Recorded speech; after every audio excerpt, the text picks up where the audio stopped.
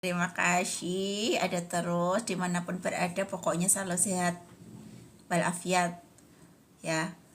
Bisa ibadah dengan baik, rizkinya lancar, hidupnya berkah.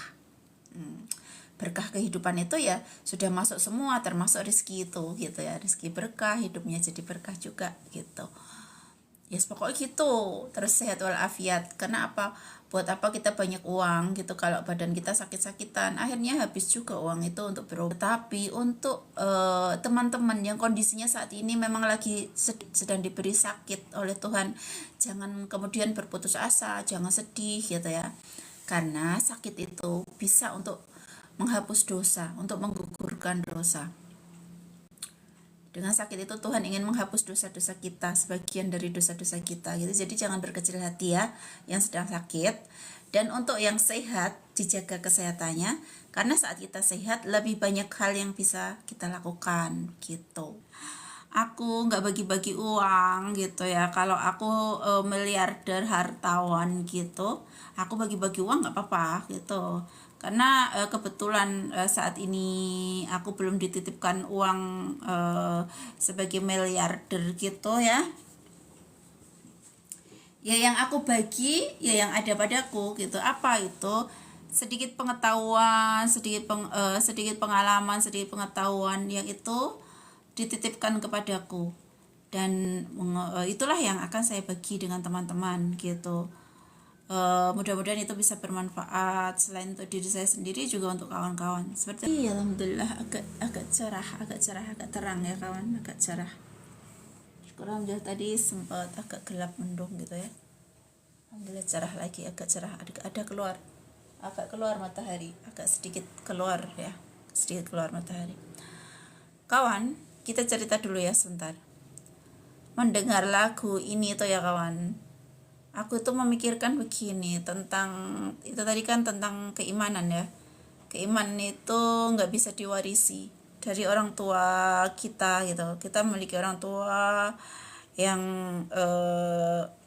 orang tua itu bertakwa gitu.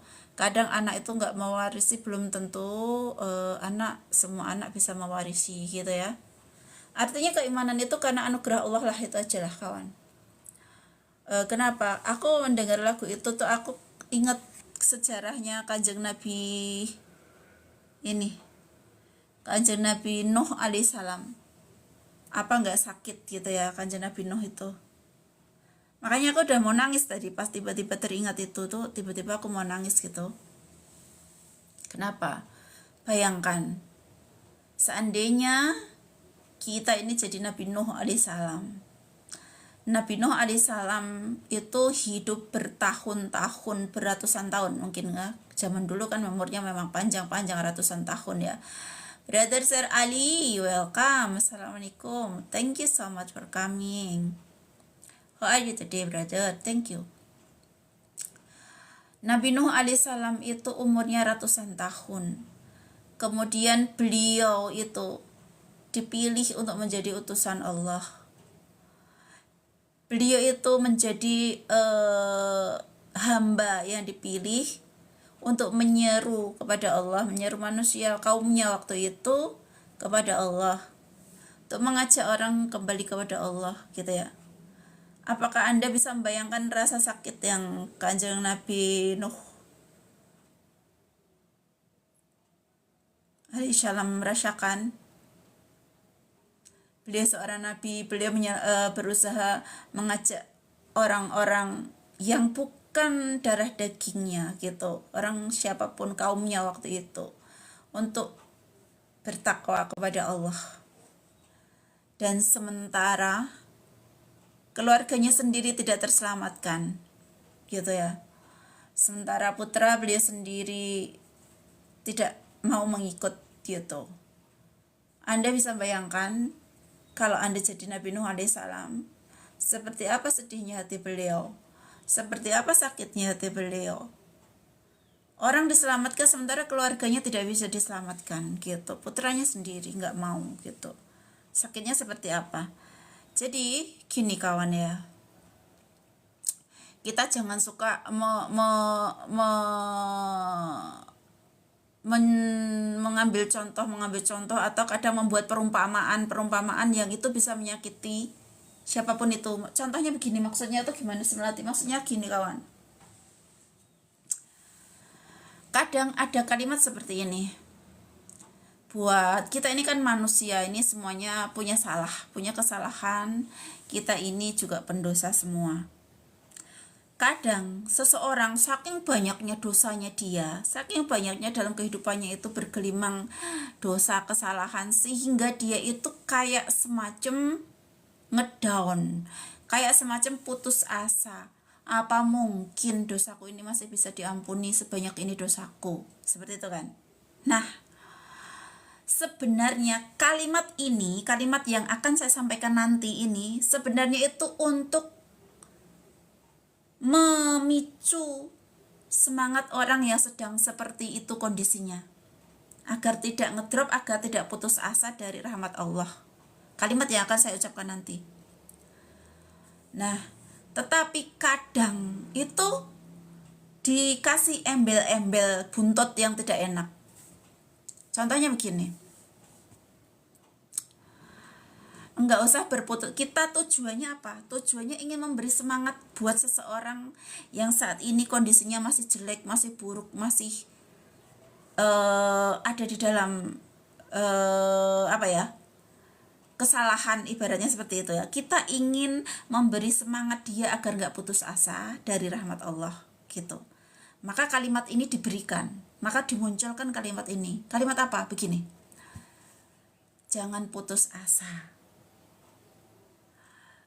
Lebih baik mantan lebih baik, contoh ini cuman aku ngambil kalimat orang yang biasa kadang dipakai oleh orang-orang itu ya, untuk memberi semangat sebenarnya tujuannya, tetapi buntutnya tidak enak gitu. Gini, lebih baik mantan bajingan daripada mantan kiai. Nah, kalimat ini gak enak sama sekali. Atau seperti ini, kita tujuannya ingin memberi semangat orang biar dia tuh gak putus asa, tetapi kenapa buntutnya kita menjelekan orang lain gitu loh.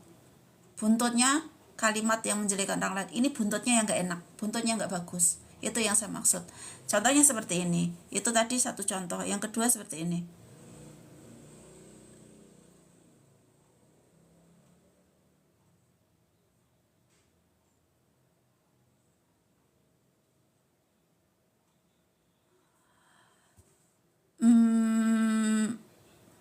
bisa saja anak bajingan menjadi kiai, bisa saja anak bajingan menjadi kiai, dan anak kiai menjadi bajingan. Nah, kalimat ini nggak enak banget kawan. Itu sebagai suatu contoh ya. Kalau ingin memberi semangat orang, cukup yang depan saja, gitu ya. Bisa kok kalau Tuhan itu nggak usah berputus asa dari rahmat Allah, walaupun kita itu ibaratnya gedibal pitulikur, kita itu banyak dosa, banyak salah. Jangan berputus asa dari rahmat Allah, karena Allah itu maha luas pengampunannya, karena Allah itu maha luas rahmatnya. Cukup seperti itu, nggak usah dikasih embel-embel atau buntut yang nggak enak, yang menjelekan gitu ya. Wong Nabi aja putranya ada yang ini kok, putra Nabi. Nah, coba Anda membayangkan Anda menjadi Nabi yang dipercontohkan. Apakah Anda pernah merasakan menjadi seperti apa pribadinya Nabi Nuh alaihissalam yang sering orang-orang ambil contoh itu ya? Sering orang-orang untuk memberi semangat orang lain itu kadang memberi contohnya sampai membawa-bawa gitu. Wong putra Nabi, jangankan putra ini, putra Nabi aja gini gitu. Anda pernah tidak merasakan rasa hatinya Nabi Nuh alaihissalam? Beliau sebagai seorang nabi, sebagai utusan Allah, mengajak orang untuk untuk bertakwa kepada Allah, untuk menyembah Allah, sementara keluarganya, anaknya, keturunannya, darah dagingnya tidak bisa diajak, tidak bisa diselamatkan. Gini aja deh, sekarang contohnya gini saja, kita nggak usah bayangin Nabi Nuh sulit, dibayanginya diri Anda saja sebagai Anda misalnya orang baik nih, Anda ngajak orang baik yang baik-baik, tetapi anak Anda sendiri nggak bisa Anda selamatkan. Gimana rasanya? Apakah Anda bahagia?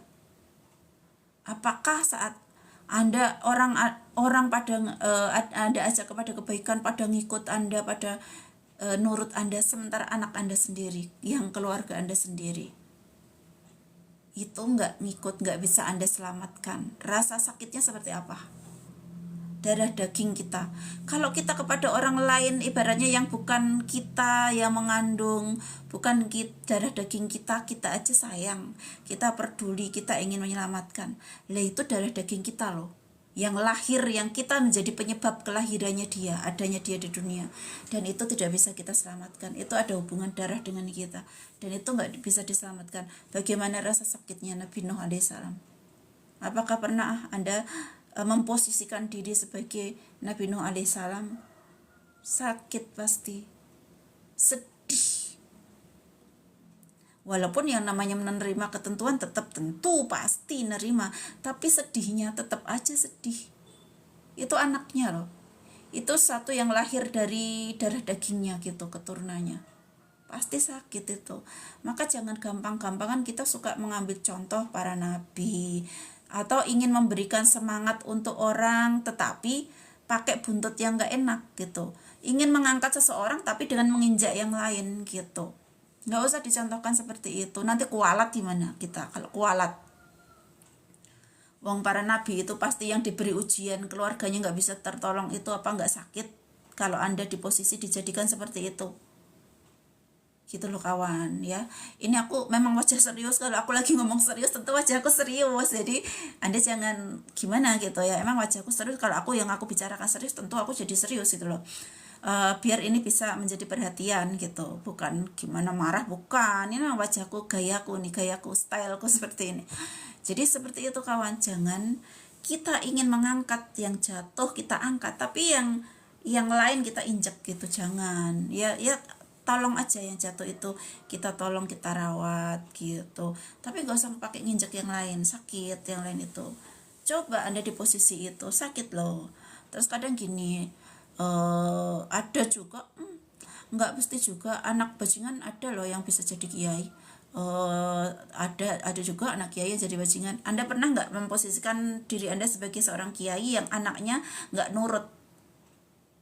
Kiai apalagi punya pesantren, punya murid banyak, anaknya anaknya orang lain diajak ngaji, dipinterin gitu, diajarin, dicerdaskan, dididik gitu ibaratnya ya. Yang mencerdaskan, yang beri kecerdasan tentu Tuhan, tapi itu ibaratnya gitu loh, yang gampang itu logikanya. Dijak baik, dibimbing, dididik, dijadikan baik. Anaknya sendiri nggak bisa. Emang nggak sakit? Beliau itu sudah berjasa untuk orang-orang itu yang menitipkan anak-anaknya, mendidik sehingga mendidik anak-anaknya orang. Jasanya beliau udah banyak untuk orang-orang itu yang menitipkan anaknya, dididik anak-anak orang itu. Sementara anak beliau sendiri nggak terselamatkan. Itu saja udah beban moral, mental, dan rasa sakit, penderitaan untuk si kiai ini. Jangan Anda tambah dengan contoh-contoh yang seperti itu. Anak kiai bisa saja jadi bajingan gitu. Walaupun anak bajingan bisa kok jadi kiai, bisa jadi ulama. Anak kiai juga bisa jadi bajingan. Jangan kasih buntut yang gak enak.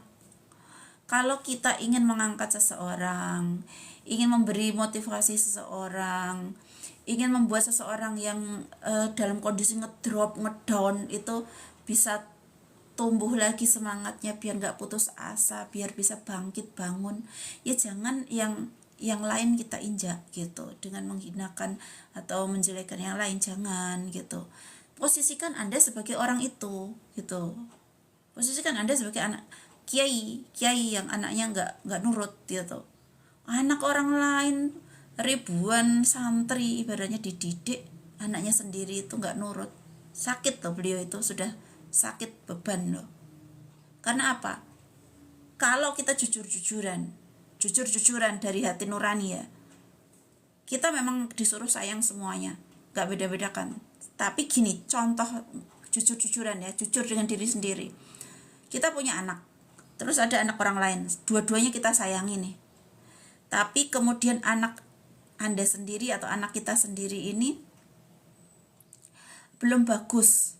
Sementara anak yang satu ini bagus karena kita didik nurut bagus, sementara anak kita belum. Itu sakit nggak hati Anda? Pasti sakit karena anaknya sendiri, itu darah dagingnya sendiri. Kalau anak orang lain aja disayang, kok anaknya sendiri pasti juga sayang, pasti lebih sayang gitu loh. Dan kok begini, itu sudah sakit, itu sudah penderitaan. Jangan Anda tambah-tambah dengan kalimat yang gak enak seperti itu gitu. Ini pelajaran aja kawan, ini cuman sharing, ini cuman berbagi. Jangan sampai hal itu kita, kalau kita kalau bisa kita hindari, jangan berucap seperti itu. Jangankan ini, wong putra nabi aja lah, Anda itu nggak merasakan sakitnya menjadi nabi yang Anda contohkan itu. Seperti apa tangisan hatinya Kanjeng Nabi Nuh alaihissalam yang putranya nggak bisa beliau selamatkan. Orang lain aja diajak selamat kok, yang darah daging sendiri nggak bisa diselamatin. Sakit, sedih gitu. Jangan sering-sering ngambil contoh seperti itu ya. Kualat nanti takutnya, kualat. Baik itu kepada kiai, baik itu para nabi. Para nabi itu berat, perjuangan para nabi itu berat. Sangat berat. Perjuangan beliau sudah berat. Ditambah yang jadi ujian adalah keluarganya sendiri. Wah, berat banget. Berat banget. Jadi jangan suka mengambil contoh seperti itu ya. Para nabi itu pasti sakit hatinya, sedih. Coba begini saja, umpamanya ini contoh si A gitu ya. Si A itu adalah seorang kiai, si A, kiai. Muridnya banyak. Pesantrennya banyak, muridnya banyak. Anak dari orang-orang itu dimasukkan situ, disuruh belajar di situ, diajar, dididik di situ. Pada pintar, pada cerdas, pada jadi baik. Sementara anaknya si A itu kemudian nggak nurut. Terus orang tuh pada ngomong, kiai si kiai A itu ya anaknya gini. Kualat nanti sama kiai itu, si A itu. Walaupun anaknya dia nggak nurut, itu ujian dia, itu beban bagi dia gitu. Ujian penderitaan beliau itu. Jangan ditambah dengan kalimat-kalimat Anda. Meskipun begitu, beliau sudah berjasa mendidik anak berapa ratusan ribuan orang itu dididik gitu. Kualat nanti Anda kalau bicara seperti itu. Kualat. Karena beliau itu orang yang sudah berjasa, punya jasa banyak mendidik anak orang lain gitu.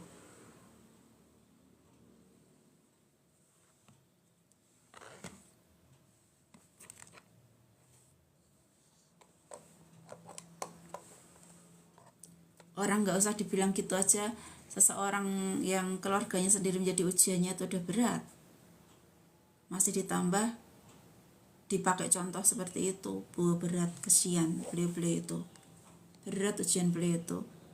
Coba kalau ujian itu ditimpakan kepada diri kita, atau apa, gimana rasanya? Nah gitu, kita harus mengkomparasi seandainya dan menempatkan diri kita gitu. Tempatkan diri kita di tempat itu, seandainya kita yang ada di tempat itu bagaimana rasanya gitu. Jadi agar kita itu nggak gampang ngucap hal yang buruk kepada orang gitu. Ini khusus juga untuk diriku sendiri, karena aku ini juga manusia yang kadang lupa gitu ya. Aku ini juga manusia yang tentu punya sifat lupa juga, kadang lupa gitu. Jadi ini khususnya untuk diriku sendiri, tak tekankan untuk diriku sendiri dulu gitu. Dan aku ya mengajak bareng-bareng teman-teman untuk sharing, berbagi, agar sebisa mungkin menghindari hal seperti itu. Jangan dengan kita pengen memberikan motivasi, memberikan dukungan untuk seseorang, tapi kemudian menyakiti yang lain seperti itu. Itu aja lah kawan.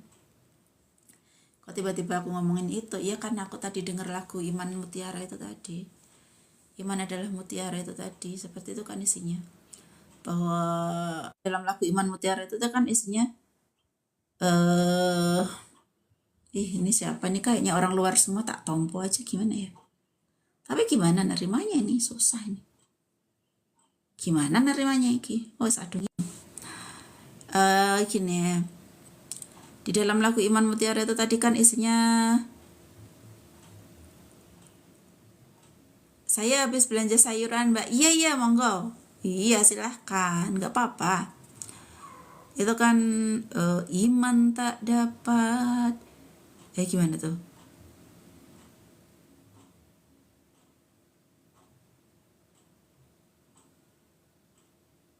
Iman tak dapat diwarisi dari seorang ayah yang bertakwa. Ia tak bisa dijual beli. Nah, intinya seperti itu. Jadi, iman itu bukan warisan gitu, tetapi iman itu adalah anugerah Tuhan. Jadi, jangan kita menjadikan contoh-contoh para nabi atau kiai atau ulama gitu ya. Kalau misalnya kita melihat ada seorang ulama atau kiai gitu ya, kok anaknya atau keluarganya ada yang enggak nurut gitu,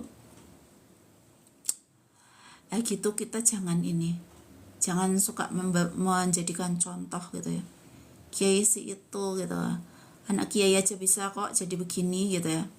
Belum tentu yang anak bajingan bisa aja jadi kiai. Anak kiai bisa juga jadi bajingan. Jangan suka gitu. Kualat. Nah, takutnya kita kualat. Kenapa kiai itu udah punya santri didikan. Anak orang dididik, mendidik banyak orang gitu ya. Memberikan ilmu kepada banyak orang, mendidik orang. Terus kemudian dia diuji dengan keluarganya sendiri yang gak nurut, yang belum baik gitu. Itu sudah beban mental, itu sudah penderitaan, itu sudah kesedihan. Jangan kita tambah dengan mengambil contoh-contoh seperti itu akan sangat menyakiti. Atau putra nabi, jangankan ini, putra nabi aja bisa kok begini gitu. Nah, yang jadi nabi itu yang Anda contohkan itu sakit loh. Anda gak pernah mengalami rasanya menjadi Nabi Nuh alaihissalam, mengajak umat sementara keluarganya sendiri gak bisa beliau selamatkan. Itu pasti sedih ya. Jangan tambah penderitaan atau kesedihan itu dengan ucapan-ucapan kita yang mengambil beliau sebagai percontohan seperti itu ya. Kita boleh memberikan motivasi kepada siapapun gitu, kepada orang lain, tapi nggak harus dengan buntut yang nggak enak ya, nggak usah dengan buntut yang nggak enak. Berikan saja motivasi kalau kita ingin melihat seseorang itu kelihatannya dia itu kayak putus asa gitu, kayak sudah nggak berharap menjadi baik. Itu boleh Anda berikan dukungan, motivasi. Jangan putus asa, walaupun kita sejelek apapun kita, Tuhan itu maha luas ampunannya kok gitu. Jadi bisa saja loh, Tuhan itu punya kuasa membolak-balik hati manusia. Walaupun seburuk apa, yang penting nafas belum sampai tenggorokan, kita masih punya kesempatan untuk tobat. Dan orang yang bertobat itu disucikan dosanya oleh Tuhan, diampuni, jadi bersih. Seperti itu, diberi semangat boleh, tapi jangan dikasih buntut yang gak enak gitu ya. Jangan dikasih buntut yang gak enak. Bapak saya ustadz mbak, tapi anaknya gak ada yang niru, tapi ibadahnya pada niru semuanya. Iya bunda, iya. Makanya itu tadi, bunda apa-apaan itu.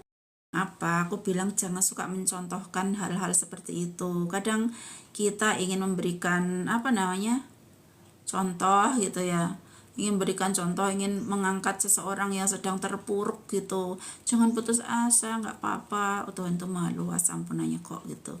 Tobat saja gitu. Tobat, semoga dosanya diampuni gitu. Dengan sungguh-sungguh, Allah maha pengampun gitu. Jangan pakai buntut yang putra, yang anak bajingan bisa saja jadi kiai, dan anak kiai bisa saja jadi bajingan. Jangan kalimat begitu, nggak bagus gitu ya. Itu menyakiti hati kiai yang anaknya belum baik gitu. Kiai-kiai itu mengasuh anak-anak orang, dijadiin baik, dididik. Lah kalau putranya sendiri belum menurut, itu udah penderitaan, udah kesedihan, udah apa loh itu buat beliau. Jangan ditambah kalimat-kalimat yang seperti itu. Anak kiai bisa jadi kualat sama Pak Kiai, nanti kiainya udah banyak berbuat baik, mengajar, mendidik anak orang banyak gitu, jadi pinter-pinter, cerdas, jadi baik. Kok kita jadikan contoh yang gak enak buntutnya gitu, kualat loh kita belum melakukan hal baik apa-apa ibaratnya gitu. Lah kita kok malah mau orang yang kiai yang udah jelas kiai, punya murid, punya mendidik orang, walaupun mungkin putranya atau apanya ada yang belum nurut, itu tuh udah beban buat beliau, udah penderitaan, udah kesedihan. Itu bisa membuat sedih hati beliau gitu. Seandainya Anda yang jadi kiai itu ora sedih. Bang Faris, aduh tak terima dulu ini konco dewe. Cuma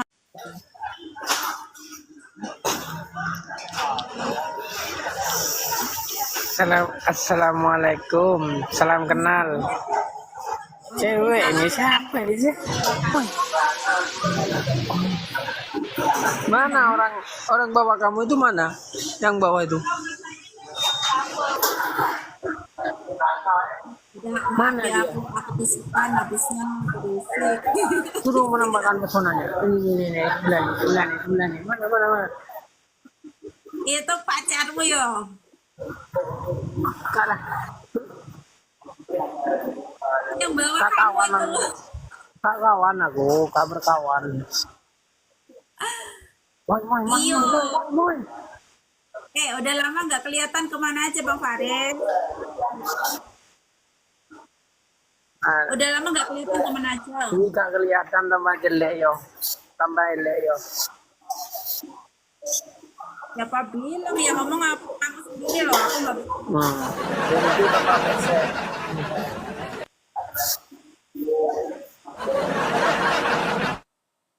Enggak jelek. Ini wong sebelah itu. Kok kaget kok wong sebelah itu sih? Apa sini sih? Itu temanmu mana itu kok cuma kamarnya doang, orangnya kemana? Ah, jalan.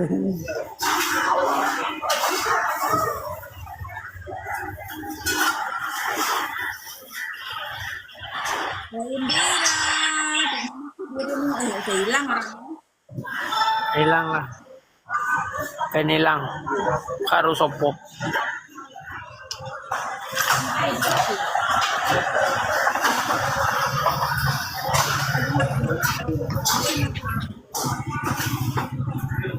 Ngombe milo sik ah. Enggak awakmu akeh wonge. Wonge akeh ta sampean. Ene wonge. Ya, Aku gak ono saiki. Entek. Jarang nge-live aku.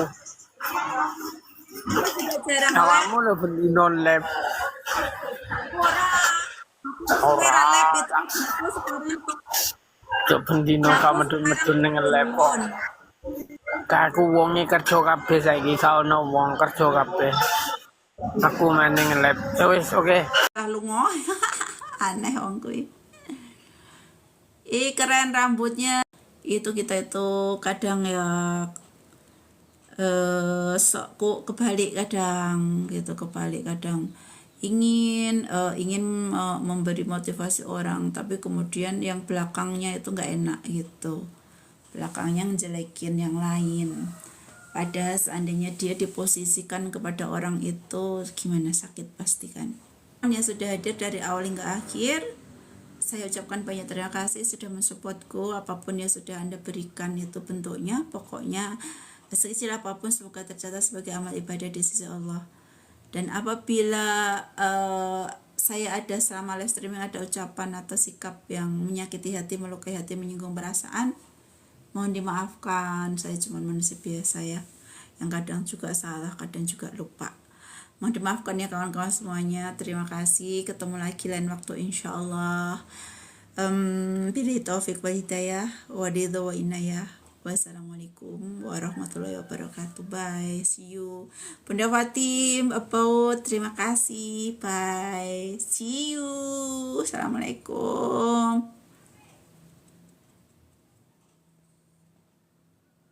Kok nggak bisa? Kok nggak bisa? Nge-lag.